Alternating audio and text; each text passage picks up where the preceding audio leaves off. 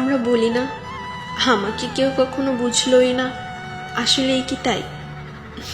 না, যেদিন আমার মাথার কাছে আগরবাতি জ্বলবে, রাস্তা থেকে যাওয়া অপরিচিতা কেউ যখন আমার বাড়ির মধ্যে ঢুকবে আমার মুখটা দেখার জন্য, সেদিন আগরবাতির ঘ্রাণ আর গোলাপ জলের ছিটা যখন সবার কাছে পৌঁছবে, সেদিন আমাকে সবাই বুঝবে।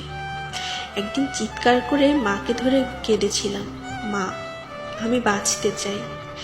সেদিন মা আমার লাশ ধরে হাউমাউ করে কেঁদে বলবে, আবার ফিরে আয়।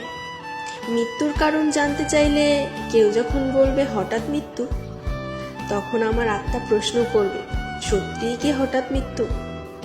তারপর যখন আমাকে শেষ গোসল করিয়ে আনবে, একটা সময় কাজল দিতাম বলে কার জন্য এত সাজ বলা প্রতিবেশীরাও আমার দিকে উপচে পড়বে আমার চোখের সুরমা দেখার জন্য। একটু রঙিন ড্রেস পরায় কারো সাথে ঘুরতে যাবে নাকি বলা প্রতিবেশীরাও উকি দিবে আমাকে সাদা পোশাকে কেমন মানিয়েছে দেখার জন্য। অবশেষে আমার বিদায়ের পালা। একবার চিৎকার করে কেঁদেছিলাম, বলেছিলাম, মা আমাকে তোমার থেকে আলাদা করো না, থাকতে পারবো না তোমাকে ছাড়া।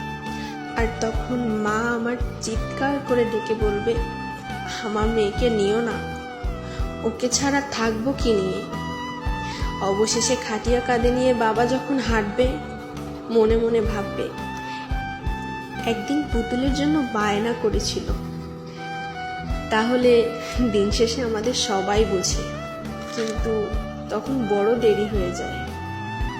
নিভে যায় জীবন প্রদীপ, অন্ধকার হয়ে যায় জীবনের সেই ঘরটি যেখানে অনেক স্বপ্নর বসবাস ছিল।